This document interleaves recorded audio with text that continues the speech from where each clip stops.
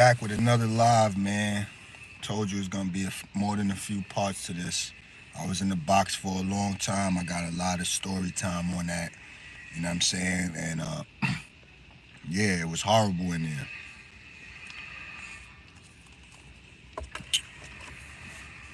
Word. Fix that up.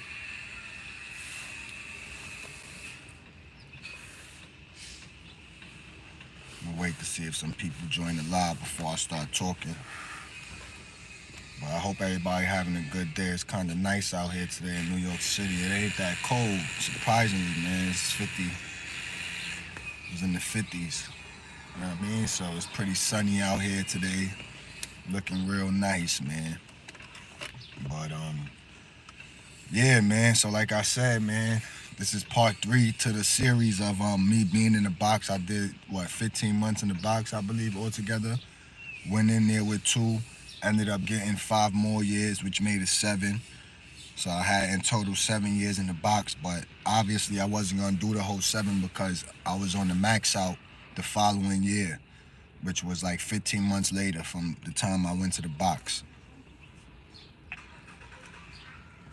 I'm pretty sure many people have seen the videos on social media that be going around of inside of these places, these jails and these prisons, where you see lines attached to each other and, you know, from one cell to another, either upstairs, downstairs, or across the tier type shit. But that's called fishing. That's the only way to survive when you on lockdowns in prisons or in jails, is fishing. So you must get your fishing skills up when you go to, if you ever find yourself in that situation. Hopefully you don't, man, because like I said, on this channel, we don't promote none of that. You know what I mean? So don't ever try to go to jail, prison, or think it's cool being in there, because it ain't. Now, like I said, fishing is your lifeline in prison and in the jail or wherever you at incarcerated. You know what I'm saying? That's how you get things passed around and moved around, because the COs do not pass anything around. You know what I mean? And sometimes they might, maybe a book if it's like right next door, or 2, 3 cells down, maybe. But most of the time they don't, you know what I'm saying? They don't pass anything. What's going on, my brother? TGV07, I'm good, man. Foot to freestyle, I'm chilling, my brother, man. How y'all doing, man? Hope y'all having a good day, man. But anyway, yeah, hit the like button if you're new here, man. Subscribe, do all of that, man. Share, like, whatever.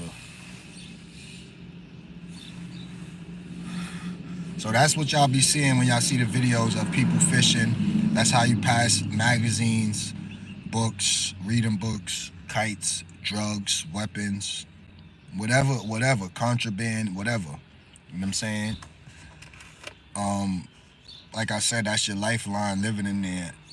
In the box that I was in Mid-State S Block, you know, you got to think about this. The doors, is not much space under the doors, you know what I'm saying? So we used to have to jack the doors up, meaning we used to have to lay on our back, close up to the door with our ass on the door, kind of type shit. And we used to have to put our feet in the slot area, it's like a little rectangle, and push up on the metal door. So that way we could push certain magazines out because they was too, you know, thick or whatever, and shit like that. Or food, that's how you used to, you know what I'm saying? Pass food back and forth. We used to have to put the food in a manila envelope, smash it to slide it under the door. Either that or wait for the rec pin to pop open when it's rec time. And, you know what I'm saying? We don't say pause over here, we grown, family. It was horrible in there, you know what I'm saying? Yeah. Them box pies be crazy. Niggas will take all type of different type of desserts that you get on the food tray in the box. It could be apple crisp, peach cobbler, chocolate cake, vanilla cake, brownie, coffee cake, all type of different, you know what I'm saying, snacks and shit that you get on your tray in the box. And that's when niggas make a box pie or box cake is what we used to call it when I was in that shit. and they used to smash everything together. And I tell you, man, them shits used to come in handy, bro, cause now I ain't get this $1.50. I got this $1.50 before probably a lot of y'all was even outside. You know what I'm saying?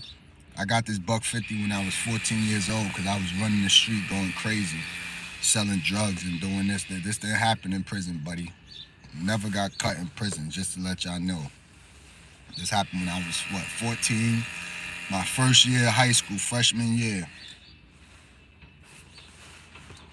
That's what happens when you run in the streets, you know what I'm saying? You get into problems and shit happens. But anyway, back to the story. So yeah, them prison pies used to, them box pies and box cakes used to, you know what I'm saying, come in handy on the late nights in the box because dinner is served at 4 o'clock, the latest 4:30. After that, you get nothing else to eat. You know what I'm saying? So we will have to save our chip bags. We used to get the Lay's chips. We used to save those bags and have probably about dozens of them to store bread in. You know what I'm saying? Put the 2 sliced breads inside one and put another one over to keep it fresh and nice and soft. You know what I mean? And like I said, it was hell. It was torture. You know what I'm saying? So going through that shit, man, it was a real psychological thing, man. It could either make you or break you. I seen a lot of people lose their mind in the box, eat their own feces, drink their own urine, play with it, smash it, smear it all over the wall, throw it at COs and all type of shit. You know what I'm saying? It get crazy in there. But at the end of the day, man, it's no place to be. You know what I'm saying? So y'all gotta make better decisions and wiser choices. Like I always say, get it together or forget it forever, man. Cause you know, without that motto, man, if you don't live by that, man, then you're going downhill real fast. And that's just the reality of shit. Like I said, go follow my TikTok too, Hell on Rikers Island or Hell on Rikers, something like that. I just made it. Some people, they're like pedophiles and stuff like that. Yeah, I believe all of that. And, you know what I'm saying? People that kill people for no reason and innocent people, yeah, they belong in it. But what I'm saying is the message is basically, you know what I'm saying? Don't commit crime so you don't have to be in there. It's that simple, you know what I mean? It's not rocket science, man. It's real simple. It took me years to get that shit through my head and understand, you know what I'm saying? I'd rather be free in the street, struggling, homeless, whatever the case may be, than to be in a jail or prison cell, locked in. That's all you do is lock in. Something happened all the way on one side of the prison, lock in, everybody locked down. It's like, you know what I'm saying? So, yeah, man, this shit is whack. I mean, it could go down any given time, any given day. It don't matter. It don't matter what day it is, Christmas, holidays, none of that. It goes down, man. You know what I mean? But back to being in the box, like I said, it's a mental thing, you know what I'm saying? Sometimes I find myself in there counting the screws, going crazy, you know what I mean? Losing my mind sometimes, but ultimately getting it back, you know what I'm saying? And staying strong and finishing the sentence out, you know what I mean? So, yeah, that's what it was, man. It was hard living, man. Niggas would be up all night on the gate, yelling back and forth. You lose your voice constantly in the box, you know what I'm saying? Because you on the gate yelling back and forth to a nigga that's all the way on the other side of the building, literally. You know what I'm saying? In the box. So it's like, it's crazy. Niggas is playing chess from one cell to the other cell. Niggas is rapping on the gate. Niggas is spitting all type of crazy shit on the gate, cutting ass and making jokes and, you know what I'm saying? Trying to make the time pass, trying to make the days go by. Because I had 2 years when I went to the box. I caught 5 more years in there for dirty urines because I was getting high every day. I had, you know what I'm saying? We had the bag crazy, nothing but weed in the box, you know what I'm saying?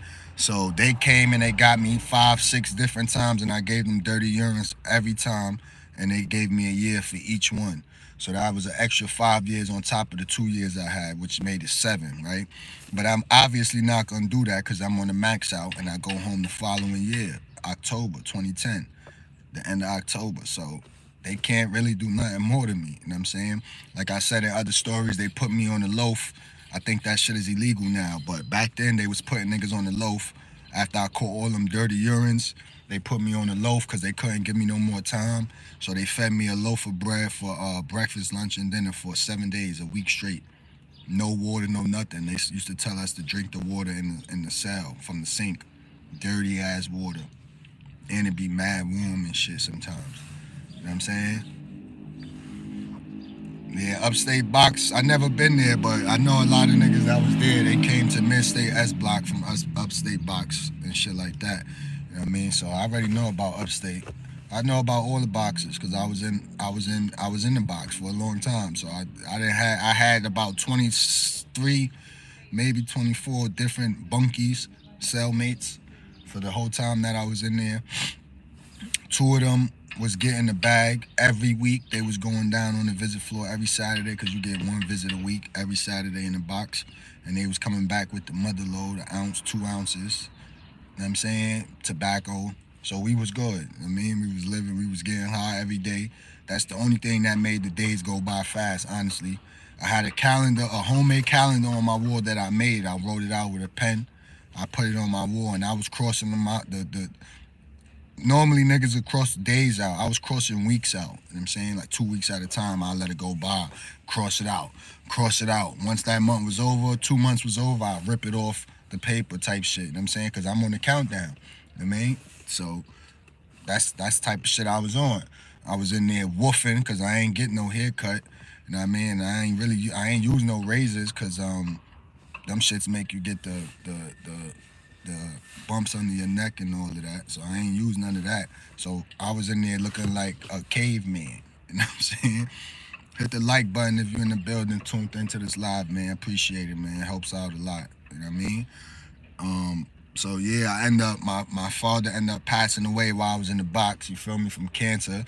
So I was able to go down to New York City after like 3 years and see the city and shit, which was cool. See my father, see my family that I ain't see, you know what I'm saying? Because I ain't getting no visits, you know what I mean? I ain't getting no visits. My sister held me down the whole 3 years, you feel me? Good looking, appreciate that. My sister held me down the whole 3 years, but I ain't want to make her, you know what I'm saying, come up all the way up 5.5 hours from the city just to see me. She sent me money all the time, so I was good, you know what I'm saying? Commissary heavy, all that, in the box, whatever, out the box, I was good. And you know what I'm saying? So yeah, I ended up having to go. They let me go to my father's funeral and shit. So I was happy about that. Got to see him one last time, see all my brothers, sisters, my father's side of the family and all of that. You know what I mean? And you know I had to come back with something, you know what I mean? I had to tell my brother, yo, go around the corner and get some tobacco, weed, all that. If you can't get one, get the other. That's it. It don't even matter. As long as niggas got shit to smoke. I got this scar when I was 14 years old running the streets. That's how. Yeah. For those that don't know, that keep asking. This didn't happen in prison. I got this scar before I went to prison. So when I got to prison, I'm not even gonna lie. People, like when I started getting locked up, even before that, I can remember when I went to the hospital and got the stitches, whatever. And I came out, I had went to Harlem and shit on a bus or whatever. And females were stopping me, I ain't gonna lie, and telling me like, oh, yo, what happened? You know what I mean? Asking questions, I'm sorry that happened to you. I ain't gonna lie, but it kinda goes with you. It looks good on you. I'm like, what? Nah, I never liked it then. So I got this shit before I got locked up, and then I got locked up and started I not even started. I did do a juvenile bid from '05 February to 2006 April. You know what I mean? And when I got in there, they thought I was a tough little gangster nigga. And I'm not gonna lie, everybody was like kind of looking at me uh, like I was a little tough nigga. Cause I had a scar already type shit. I don't know why, but don't ask me. Facts, I did tell this story like 2 years ago. They all knew, you know what I mean? It's cool though, I don't mind telling it again. Hit the like button if you in there. Subscribe, do all of that, man. Helps us out, man, with the algorithm, man. Gotta get back out there. I fell off. But anyway, yeah, that's how I got my scar. You know what I'm saying? And I was actually supposed to be in school that day. I lied to my moms and told her I was sick so I could go outside and sell my crack, the rest of the crack that I had. At that age, I was 14. But yeah, that's and she told me don't go outside to school let out, which was 3 o'clock back in them days, and that was '04, I think, or '05, '05. No, '04. That was '04, because I was locked up the whole '05. That was September, either August or September '04. I got cut. Word. I remember I just started school, high school, ninth grade. Word. I just graduated from junior high school, went to ninth grade, and I was going to school with the cut on my face, with the little bandages they put on the stitches after you get them stitched up. Word. And then I got locked up February '05, the beginning of '05. Yep, that's how that went.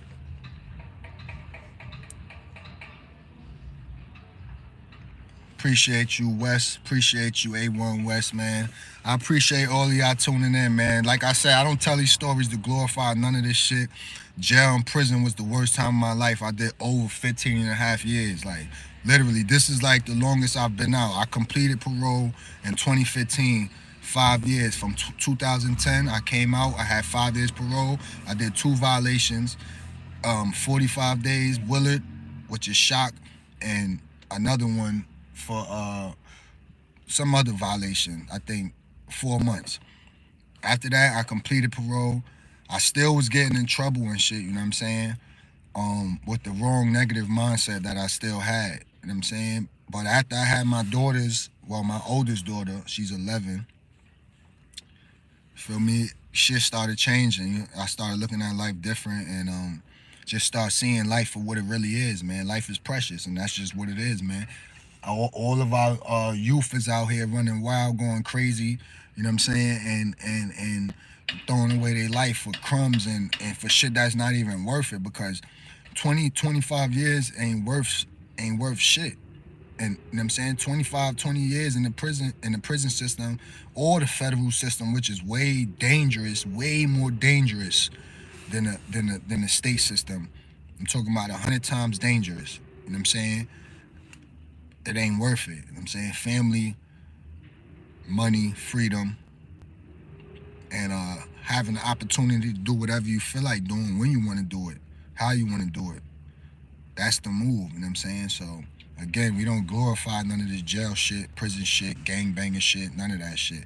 All that shit is played out now. It's old news. That shit don't get you nowhere but two places, and that's either death or prison. You know what I'm saying? For the rest of your life. And that shit is whack. Like I'm gonna keep saying it. Prison is whack. I used to be so mad when I had to get transferred from one prison to another prison, shackled with the black box and the chains around your waist, and then the shackles on your ankles, cutting up and eating your ankles. And then they're giving you bologna sandwiches and shit, dollar bologna sandwiches, $2 bologna sandwiches with a quarter water, a quarter juice, and a little ass 2 cookies. You know what I'm saying? That shit is horrible, man. Horrible. Like, I kid you not, that shit is horrible. And you running into niggas that you was in different prisons with on the transport, you know what I'm saying, on the draft. That's what they call it, the draft. You know what I'm saying? And yeah, it's just a horrible feeling, man. That shit is just like so fucking trash. Like, the food is garbage, the COs be violating, doing all type of craziness to people and shit. You know what I'm saying? And it's just no place to be, man. Like, crime is not worth it. So, you know, the motto is get it together or forget it forever, man. That's what it is. Cause the rate that our youth be going, those are 2 places they gonna end up at, man. Word. But yeah, man, thank y'all for tuning in, man. That box life is no joke, for real. That shit, I don't even know, bro. Honestly, I think you gotta be. Yeah, you could actually. It's a super chat.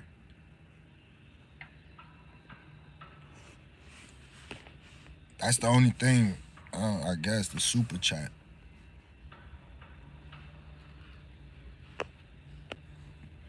Yeah, but that's about it, man.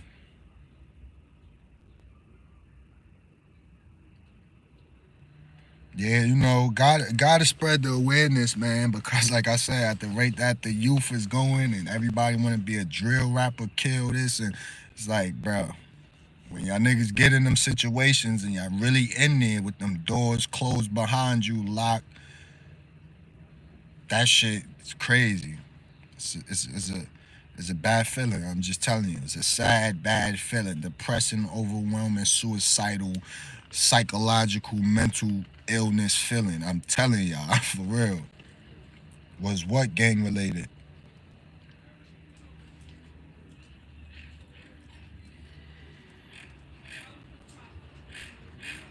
My cutting was my cut gang related? Nah, it wasn't even.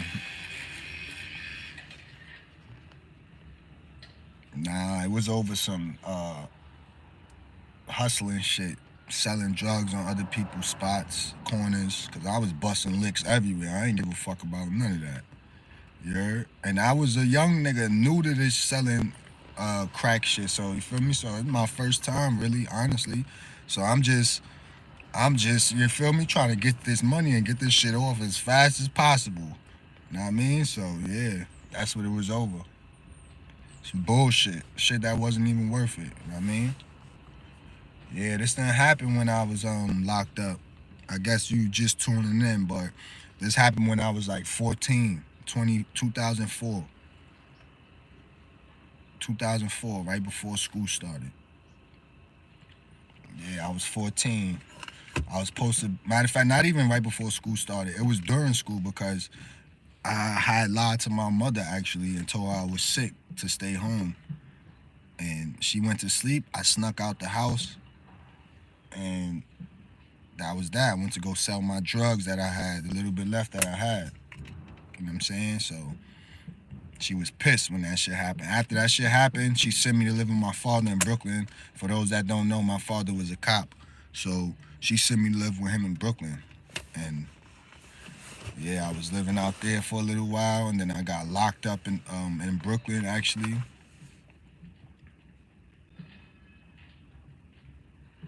Yeah, I was wilding. I was doing I wasn't even wilding, like I was just hustling. I ain't really start wilding until after I came home from juvenile.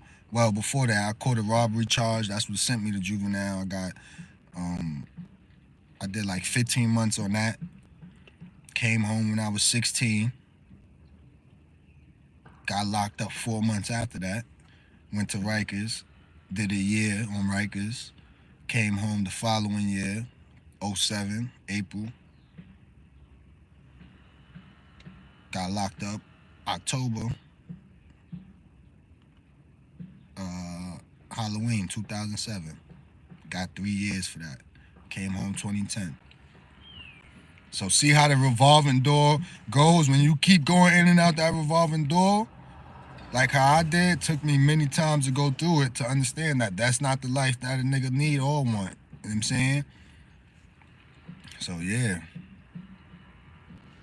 Yeah, it really does change you, man, for real. I mean, at least for me, and it got to be the person within themselves that want to change. You know what I'm saying?